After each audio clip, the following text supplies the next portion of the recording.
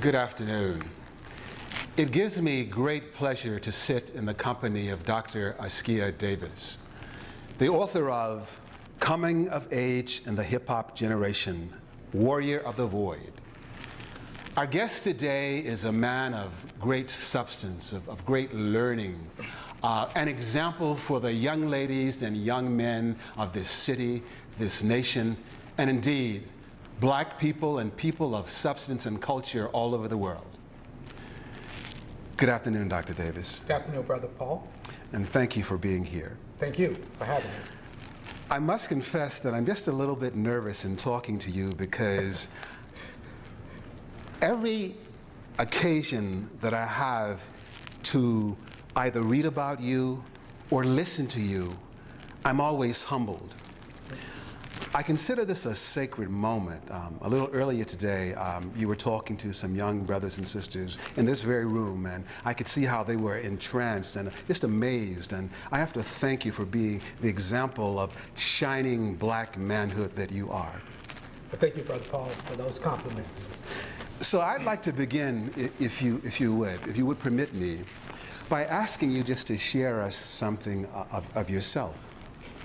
Well, I grew up in Georgia, small town in Georgia, 5,000 people. Came to New York, part of that great northern migration of Blacks from the South to New York at age 15. At age 16, I lived alone in the Bronx. Had my own apartment.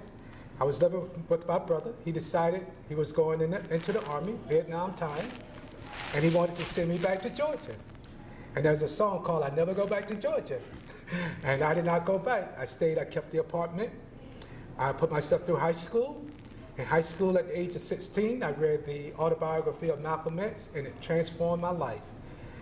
I was a valedictorian, on my way to being valedictorian in a predominantly white high school in Brooklyn, John Jay High School. And I was walking around with Malcolm X, and I was talking Malcolm X in my history classes, and it was a nuisance to some people, but I had some teachers who continued to encourage me.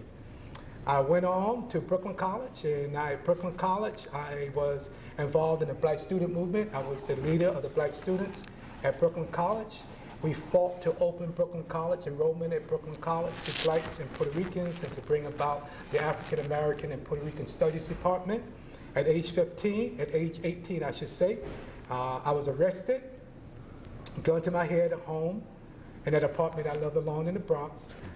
And I was arrested, taken to Rikers Island, gun at my head, and I faced 228 years in prison for trying to bring Blacks and Latinos to Brooklyn College. I was a member of the Black Panther Party as well. And then those were my coming of age experiences. And I talk about that because our book is really about that. I've gone on to, I graduated from Brooklyn College, did it in 4 years, even after going to jail. And by the way, Shirley Chisholm got me out of jail, Congresswoman Shirley Chisholm, and my other 18 friends from Brooklyn College. I finished Brooklyn College in '72. I went on to Columbia University at '74. I got my doctoral degree 30 years ago at Teachers College.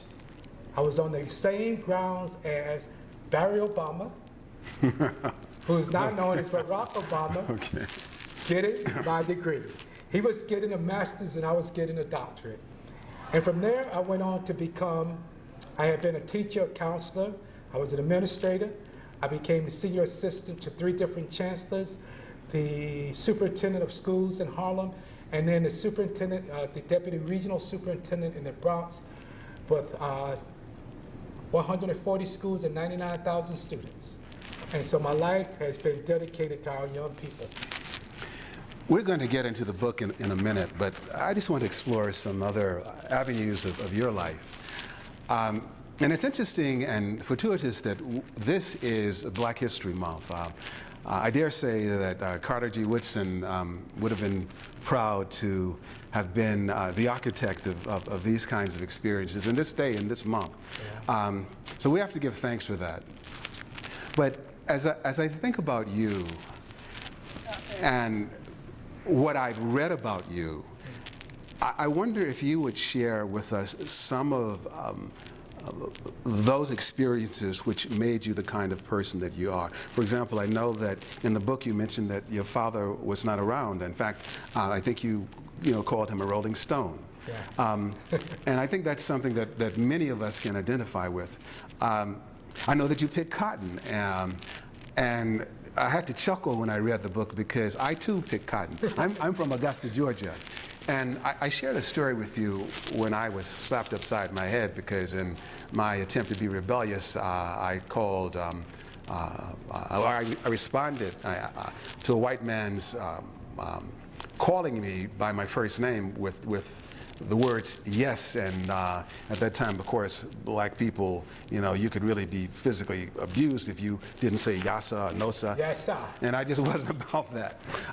So if you would please kind of share with us some of those aspects of you, if you don't mind, some of those aspects of your background that could serve to let us know that if you really believe in yourself and you really struggle, you can overcome. And I know that for you, coming here at age 15, having an absent father, all of that must have been very, very difficult. And I understand that, you were quite challenged in terms of economics. Your mother had to struggle. So can you just share some of that with us? Well, first of all, honor to my mother, Davis. My heart. I would say at 5 years old, I was in the cotton fields of Georgia, bare feet. We were very poor. 6 years old, believe it or not, I was working at a dry cleaners. I used to put wood in a boiler to produce the steam after school. I worked pretty much all my life, and yet we were still poor. Because I had a father who was not taking care of business the way he needed to. There were 4 neighborhoods in my hometown for black folks. He had a mistress in each neighborhood. And at the age of 10 years old, he left my mother. I was 10. My mother was pregnant, 6 months pregnant with the 13th child, my little sister, Sheila, the baby of the family.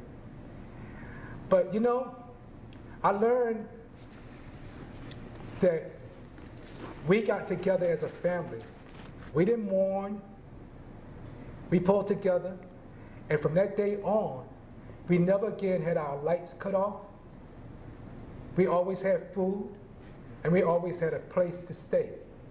Because when I was 7 and 8 years old, Brother Paul, sometimes I was so hungry at night, I would dream that I was at a table sitting eating. And I would wake up in the middle of those dreams, only to discover that once again I was in bed, and the hunger pains were just ravishing my stomach. That was before we had food stamps. So I made a determination that I was going to be a good man to my family. And I wanted to leave Georgia. I wanted to see the world. I wanted to conquer the world. So I left, and as I said to the young people this morning, I went to a segregated school in Georgia where they didn't even provide enough books to us as black folks. But yet when I came here and went to a predominantly white school, I came out valedictorian. That's because of the value that we placed on education. And that education has made it possible for me to provide for my family today. So when I said to the young people about my son who sits over there, I said, when he had passed his regents, his English regents in 9th grade, and he had 100 in honors English, and he got to 12th grade, and he had senioritis, and felt he did not have to go to English class, I went to that school. And although he was 6 feet 4 inches, and the star of their basketball team, and the most popular kid in that school, I walked in that school that morning without even taking a shower, and I walked into that gym, and I walked him to his class, and I delivered him to his teacher. And our young people need to know that. And I was at the Schaumburg recently telling this story to the young people at the Schaumburg, the young scholars, and one kid said, damn, like that. And I said, why are you saying damn? He said, because that must have been embarrassing. I said, yes, but it would have been more embarrassing if he had not graduated from school. So education is the key. And with that education is a confidence It's the belief, it's the faith in us as a people. And that's what we're doing in this book. I would just say quickly that I did so many things. I was very successful in education. In 2008, I retired. I started my own business. I was all over the country getting ready to start opening up businesses in Africa, consulting business. And the Spirit hit me and told me, walk away from all that fame, all of that money, and do this book. Bring this message to young Black and Latino males in America who need to hear a faith-affirming message that speaks to their lives and their experiences. When I first came across coming of age in the hip-hop generation, I was sitting in a restaurant on 132nd Street having a cup of hot chocolate. And you know, it's funny, like you, I grew up in a situation where my parents emphasized, although they weren't able to get any kind of an education. My mother, I should say, picked cotton. My father worked at a place called Feedright Milling Company, and that work required that he unload 200-pound sacks of grain on his back. And you know, the youngest white child could call him boy. But anyway, I was sitting, that's my background basically, but I was sitting in this restaurant when I came across the book, and I thought that I was pretty much versed in the Bible, and I opened it because that's what my parents wanted. But I came across this quote, and it just left an indelible impression in my mind, and I went home to read it. But I want to share it and then ask you another question. And in the acknowledgement section of coming of age, you say, and you're quoting Psalms chapter 19, verse 20, and you say, what man can understand his own errors? O Lord, cleanse me of secret faults. When I read that verse, it just resonated with so much of my pain. Secret faults that were not of my own doing, secret faults of my people. I remember those occasions when I had to virtually, I could say lie, but prevaricate and take things that didn't necessarily belong to me, just so that you know, my parents and the rest of my family could have just a little something to eat. And I wasn't proud of that.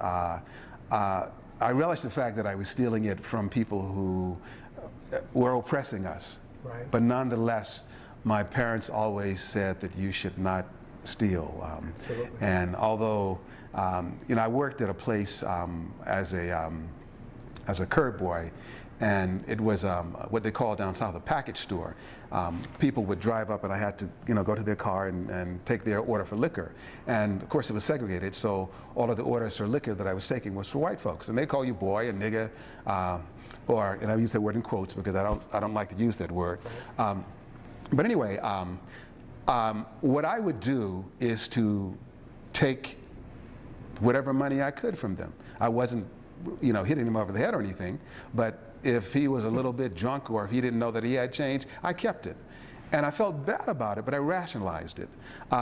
So what I'm saying, when I read this passage, wow, those kinds of things, and I just use that as an example, when I read this passage, those kinds of deeds, they were less painful to me. Right. So having read that, I began to read further, and I'm going to shut my mouth because I really want to get to you. I flipped further, and I said this to you the last time we talked. You know, the words of James Weldon Johnson, and God stepped out on space, that whole passage, the creation. But as I read that, it resonated so much with my spirit, and I wanted to meet you. Here I am. And forgive me, I don't want to appear that I'm a sycophant or anything, but you're sort of a hero of mine. Wow. So what I'm asking, having made that confession, my mother wouldn't like me confessing that I did some things that she wouldn't approve of. But having made that confession and having felt somewhat cleansed because of the reference that you gave me with that Bible verse,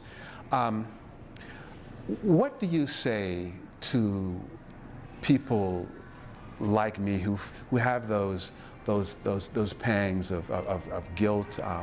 I know that we as a people have had to do some things that we ordinarily wouldn't do, and it bothers us. What would you say to us? What can you say that would help us to ease that pain? Well, it's interesting. This past Sunday, I was at T-Net Baptist Church presenting the book. And what I realized and why that passage, that psalm is so important is because God can cleanse us. And one of the things that I told my son, and we talk about a lot in this book, is that there are demons in our lives. But we can't let the demons in our lives turn us away from the truth. So we tell that lie and we step to the truth. And so that's what we're doing in this book. We're stepping to the truth. We're not getting hung up in our faults and in our missteps, because there's a cleansing for that. So we have to, and I say to my son, when you make a mistake, and you could be on my last nerve, and that has special meaning for black folks, as you know. But I don't want to dwell on that.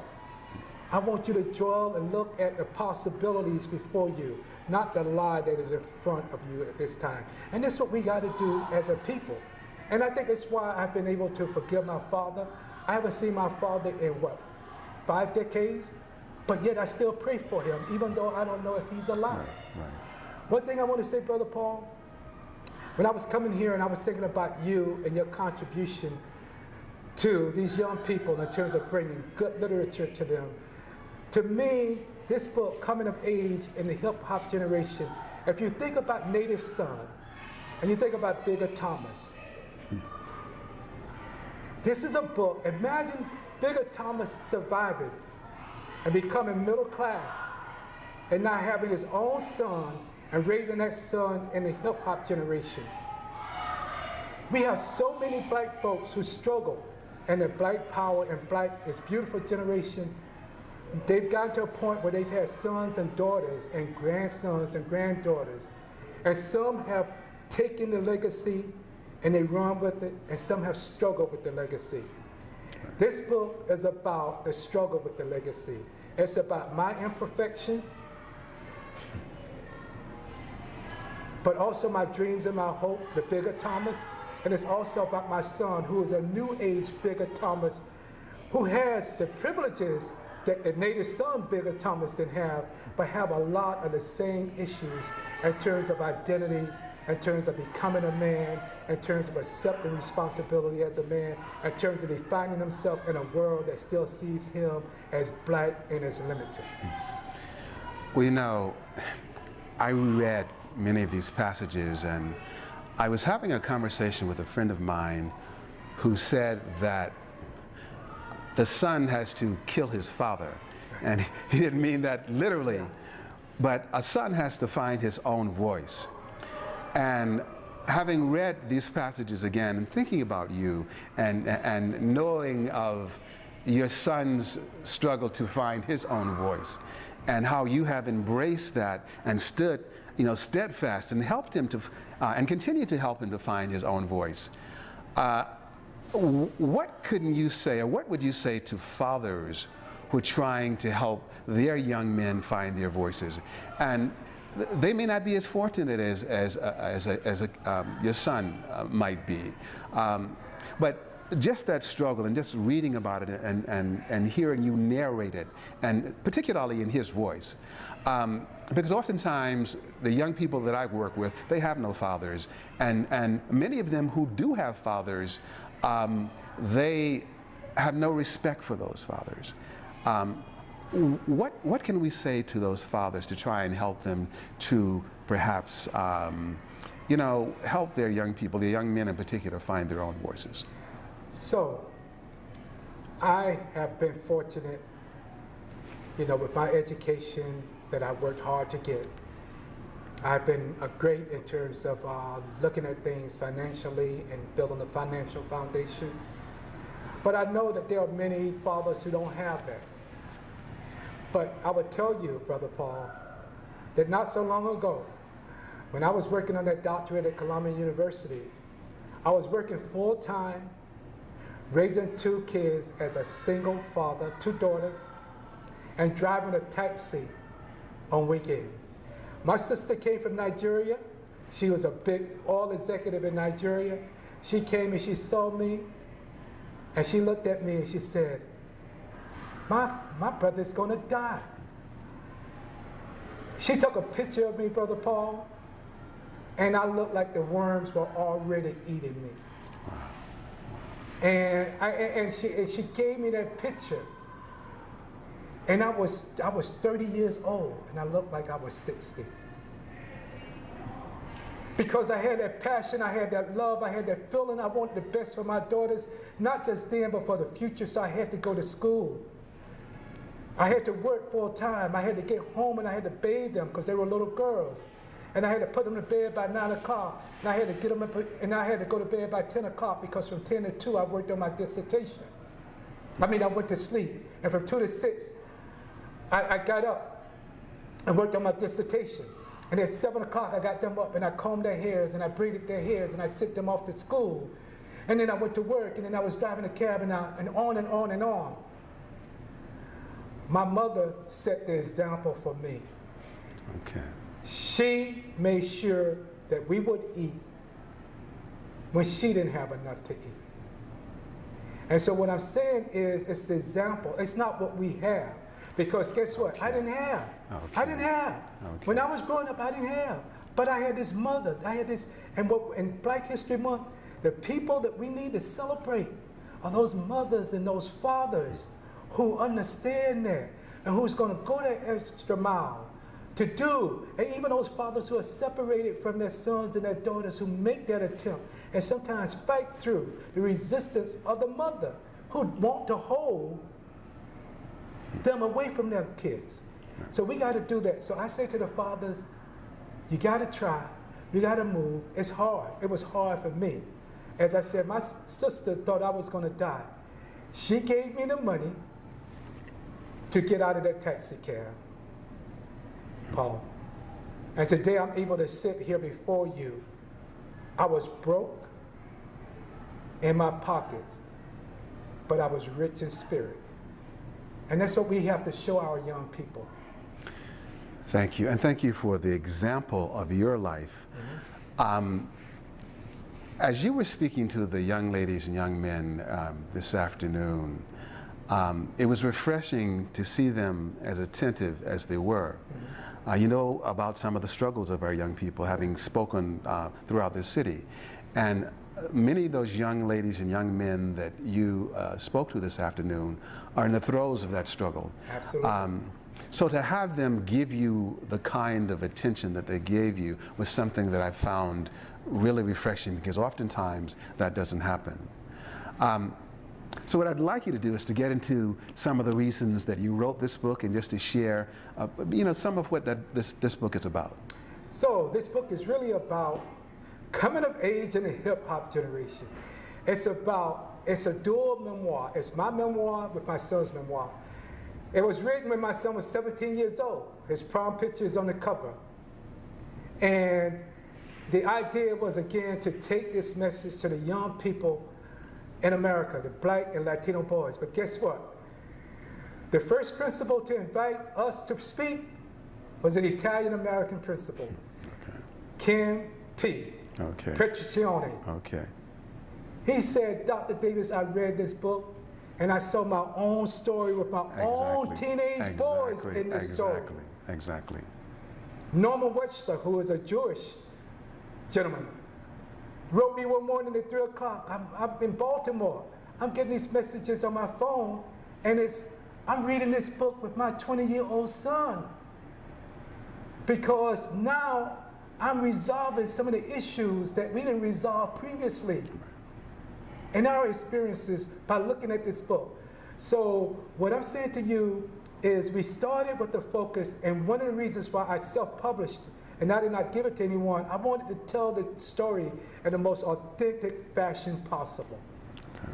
Because you know, when you go to these publishing companies, they own it and they own you. So I put my own money, I put my own time, I typed every single word. There are 474 pages initially. We started on November 10th, 2010. The Spirit hit me and told me to walk away.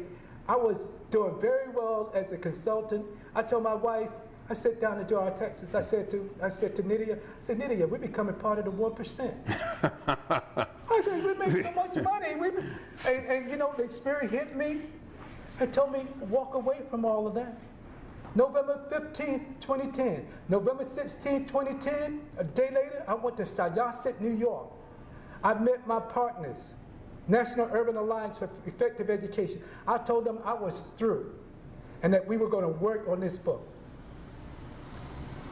May 19th, 2011, 6 months later, we uploaded 474 pages to the Library of Congress on Malcolm X's birthday. Okay. Now you tell me that the Spirit wasn't behind that. Exactly. And I think the Spirit was behind the fact that I was sitting in that restaurant when I came across this book. I really believe that. So, you know, again, at the risk of being redundant also, and I'm to some extent, I'm a little bit emotional, not in a soggy, sappy kind of a way. I'm a little bit of, maybe poignant is a better word, because I looked in the faces of those young people this afternoon, as I look in their faces virtually every day. Right. I look in their faces when they're involved in mischief. I look in their faces when I see them on the street.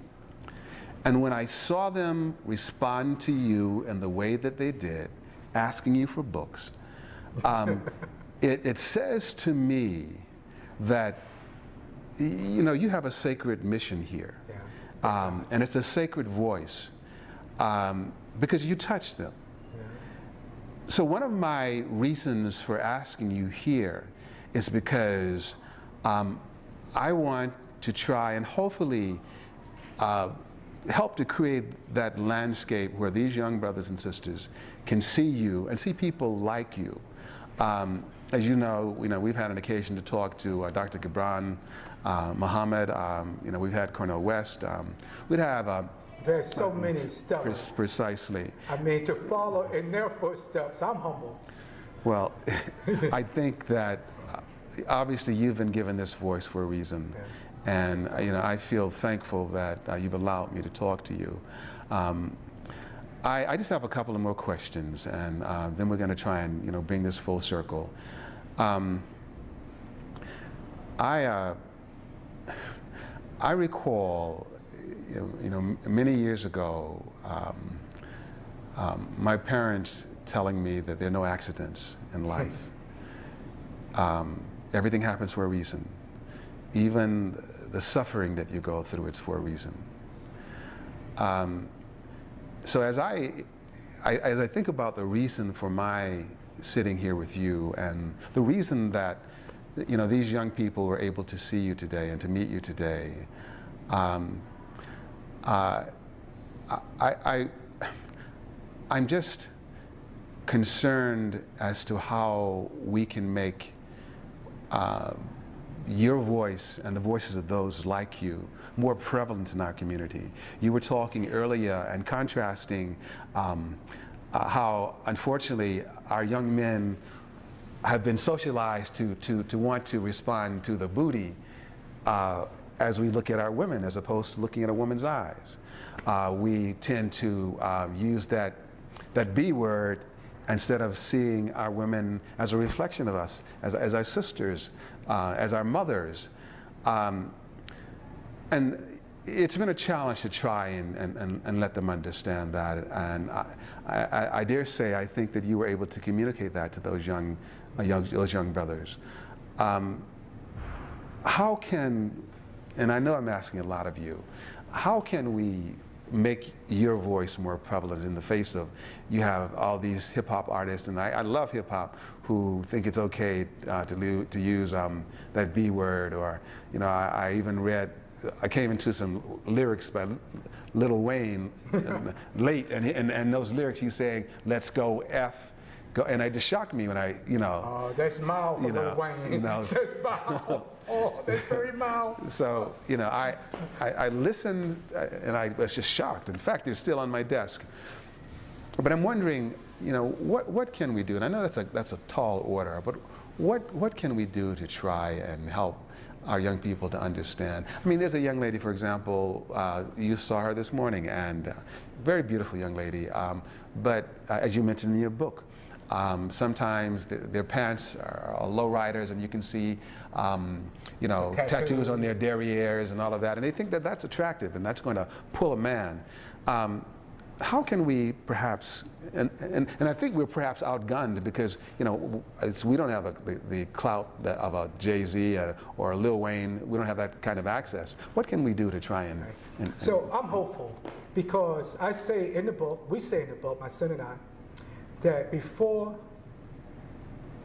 Malcolm X met Elijah Muhammad, he was just a shucking and jiving Negro. I grew up imitating Tarzan. I used to tie ropes to trees in Georgia and swinging on ropes. And we were playing Killing the Africans. Exactly. I played cowboys and Indians. I always wanted to be the cowboys to kill the Indians, although I have Native American ancestry. So, and that was not atypical. That was the reality for so many of us in my generation. But we flipped the script. And what we need to do is we need to have the voices, like our own voices, your voice, the voices of Dr. Muhammad. When I hear Dr. Muhammad speak, that man, he reminds me so much of the brilliance that you just heard all the time in the 60s and 70s. But it's not as many voices doing that. But what I'm saying is, before the 60s, those voices weren't there. So what we have to do is we have to continue to plant the seed. Because as we plant the seed, and that's what I'm doing. That's why, I bought a car last year, brand new car. I live in Brooklyn, a couple of blocks from the subway, don't need a car. But I bought it because I want to be able to run around to the schools, deliver these books, and you see what I'm saying? Right. So you make that sacrifice, you make that effort. I'm very hopeful. Because we were doing that, we hated ourselves as black people, we were taught to hate ourselves, but we became the black power and black is beautiful generation in less than a decade. So you think about that, so I'm hopeful.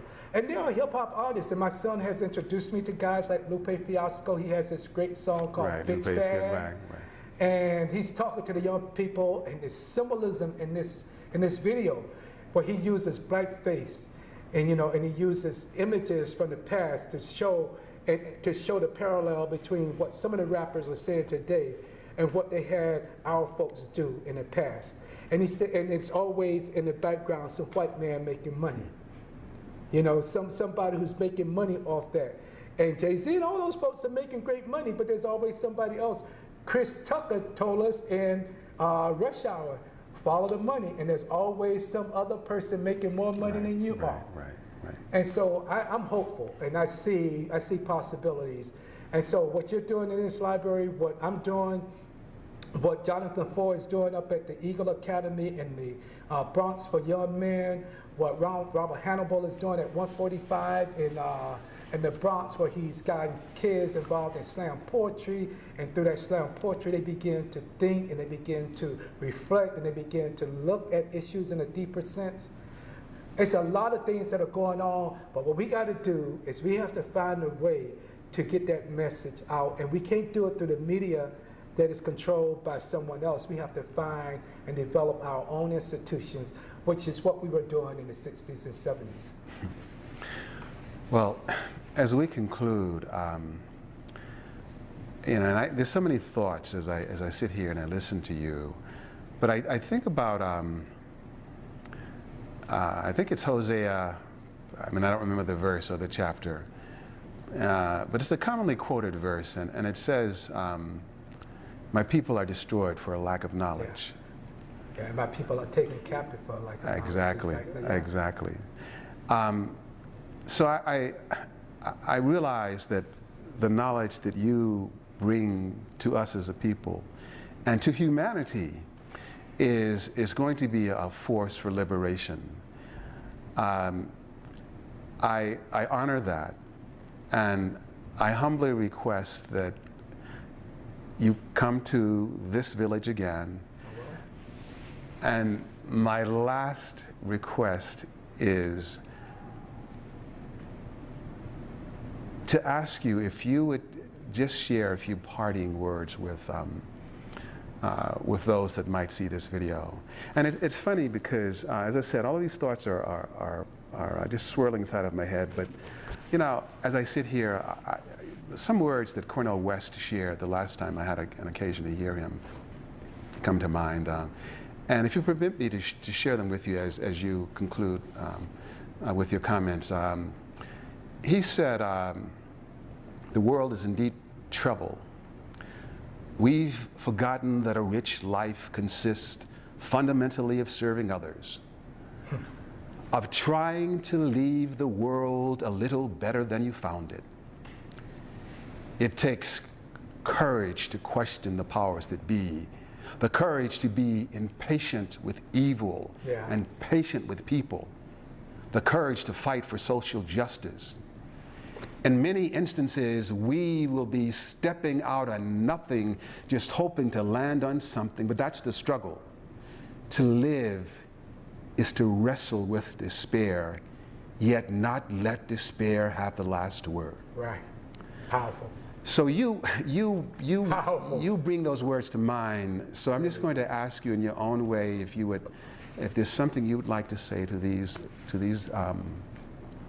especially young people, but those that might see this video, because when it all comes down to our reason for being here, we're trying to encourage, empower, and inspire these young people and people in general. So this book, what's powerful about this book is that it reflects and it resonates with the lives of the young people in New York City and in urban centers all around America. And I dare say even in the Caribbean, South America, and other places. And so it's 37 chapters, 60 plus short stories, all in the voice of a 17-year-old young man, talking about his experiences and his father's experiences and contrasting them. So it's everything from the video games and their love of video games and what's with that. Hip hop. I mean, we really have a lot of lyricism in this book. You know, the book is lyrical itself. You know, a lot of lyrical prose in this book. And a lot of storytelling. And we say storytelling is a divine art, which is painted by the tongue to enable us to fully visualize and express our humanity. That's what this book is about. It is about helping our kids and our young people and the parents and the coaches and the counselors who care about them look at their potential,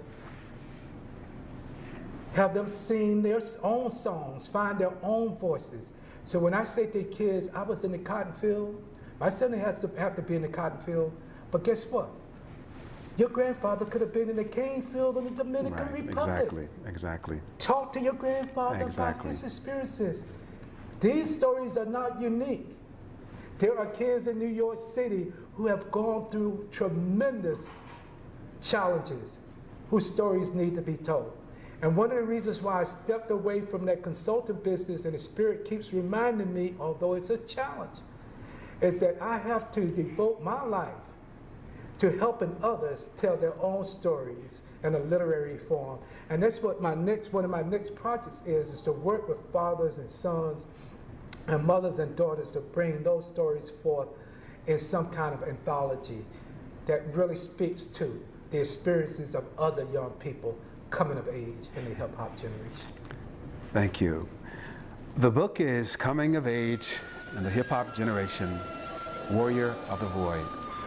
Sir, my brother, I thank you for allowing me to have this conversation, and we're looking forward to having you return to the village of Harlem.